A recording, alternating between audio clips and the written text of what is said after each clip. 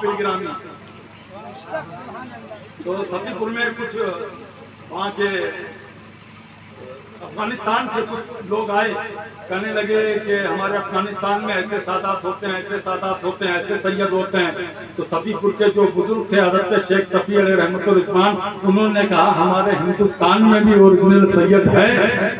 कहने लगे हमारे इंडिया में कहाँ, आपके इंडिया में कहाँ से सैयद आ गए? हमारे काबुल में, कंधार में, करबला में, नजफ अशरफ शरीफ में, बगदाद में, इराक में, उस इलाके में सादात हैं, यहाँ कहाँ सादात हैं? हज़रत ने कहा तुम सादात को कैसे जानते हो, कैसे पहचानोगे सादात हैं? कहने लगे जो सादात होते हैं ना, उनके बदन को आग नहीं खाती, उनके बदन को आग नहीं जलाती। हज़रत ने फरमाया बस ये मामूली से बात है।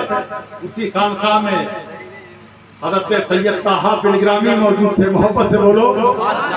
सैयद ताहा बिलग्रामी को बुलाया और बुला करके कहा बेटे ये सादात को देखना चाहते हैं, अपना एक बाल तोड़ के दे दो। एक बाल तोड़ के दिया उन्होंने। तो तुम आजमाना चाहते हो, ले आओ आग के अंगारे। आग के अंगारे लाए गए, उस बाल को आग में रखा गया।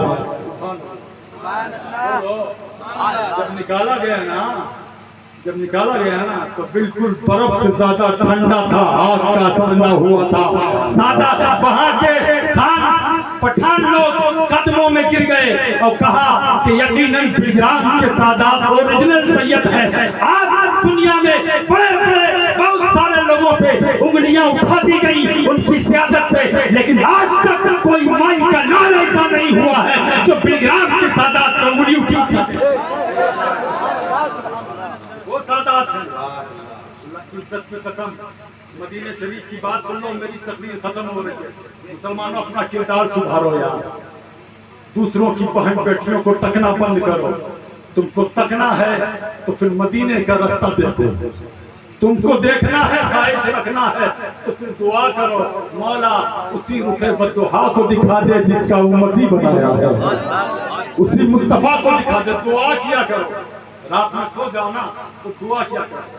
मदीना शरीफ है। और मोहब्बत से बोलिए, और मोहब्बत से यार, ऐसे नहीं जरा और मोहब्बत से लहर के बोलो ताकि ये हवाएं गवाह हो जाएं कि सारी दुनिया सो रही थी, कुछ दीवाने ऐसे थे जो मुस्तफा का नाम ले रहे थे। एक शेर सुनो, तो मेरा नहीं है लेकिन शेर सुन लो। सारी दुनिया है सोई हुई, उनका दीवाना बेदार है। सारी दुनिया है सोई हुई, उनका दीवाना बेदार है। यार आप ही फैसला कीजिए कौन जन्नत का हकदार है। आप ही फैसला कीजिए कौन जन्नत का हकदार है। मदीना शरीफ है और सरकार फारूक आजम का जमाना है। होते ना लोगों को देखो ना, आ रही है ठंडी, बाप को देखेंगे मोबाइल कान के नीचे, माँ को देखेंगे मोबाइल कान के नीचे, गली के नुक्कड़ पे देखो तो कान में मोबाइल लगा है। रात में सो रहे हैं तो रजाई के अंदर घुस के बात कर रहा है, एक एक दो दो घंटे बात कर रहा है, दिमाग खराब किए पड़ा है, खुद भी नहीं सो रहा है, जो बगल में सोया है उसको भी नहीं सोने दे रहा है। रात रात पर बात कर। यार मोबाइल हम नहीं कहते बहुत खराब चीज है, मोबाइल का इस्तेमाल अच्छा किया जाए तो अच्छा है, इस्तेमाल गलत किया जाए तो गलत है। तुम किसी की बहन बेटी से रात रात भर अगर बात करोगे और फिर ये समझो कि तुम्हारी बहन की इज्जत में कूद रहे, हरगिज़ हो नहीं सकता। अगर किसी की बहन बेटी पे गलत निगाह डालोगे तो फिर अपने घर की इज्जत की खैर नहीं है तुम्हारी, आपको उसका कर्जा चुकाना पड़ेगा। इसलिए कहते हैं ना गलत देखो तो ना तुम्हारे साथ में गलत किया जाएगा, गलत करोगे तो गलत अंजाम पे पहुंचोगे।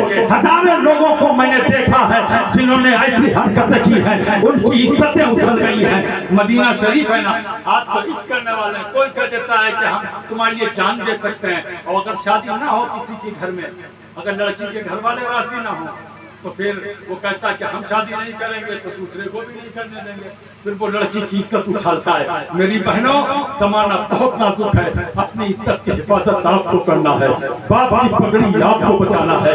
लड़के जो हरकतें कर रहे हैं वो समाना जान रहा है, और जो आपकी हरकतें हो रही हैं वो भी समाना देख रहा है। आज समाज में कितने लोग ऐसे आते हैं हमारी खानकाह में, बिलग्राम शरीफ में सरकार वैसे मिल्लत के पास में, जो ये कहते हैं कि हजरत हमारा लड़का तो अच्छा है लेकिन हम चाहते हैं कि जहेज अच्छा मिल जाए, तो इसलिए जहाँ पे ज्यादा बैंक बैलेंस होगा वहाँ हम शादी करेंगे। हजरत उनको भी समझाते हैं। कुछ लोग ऐसे आए थे हजरत के पास में जो ये कह रहे थे हजरत हमारी बेटी गरीब है, गरीब होने की बुनियाद पर रिश्ता नहीं हो रहा है। कोई वॉशिंग मशीन मांग देता है, कोई फ्रिज मांग देता है, कोई कूलर मांग देता है, कोई 50,000 मांग देता है, कोई 5 लाख मांग देता है। मैंने कहा क्या क्यों मांगता है? कहा इसलिए मांगता है कि उसका बेटा इंजीनियर है, इसलिए मांगता है उसका बेटा हेडमास्टर है, इसलिए मांगता है कि उसका बेटा बहुत बड़े पोस्ट पे है, इसलिए मांगता है कि उसका बेटा फौज में है, इसलिए मांगता है कि उसका बेटा बड़ा अधिकारी है, इसलिए मांगता है। मैंने कहा जहेज मांगना बंद करो।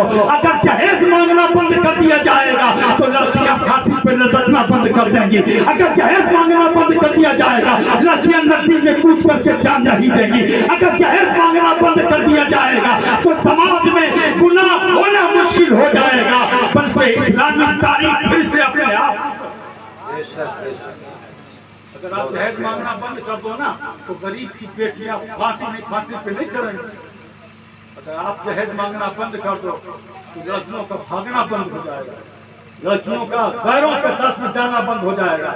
आप तो कुसुमखोर में रहते हो, बुरी लगेगी मेरी बात, लेकिन है ये हकीकत। कितनी हमारी बहनें हैं जो गैर मुस्लिमों के साथ में चली गई। हम आपसे कहना चाहते हैं कि हजारीबाग का अखबार आपने नहीं पढ़ा था क्या? कोलकाता और मद्रास के अखबार का आपने मुताला नहीं किया क्या? आपने दुनिया के और दूसरे शहरों के हालात का मुताला नहीं किया है?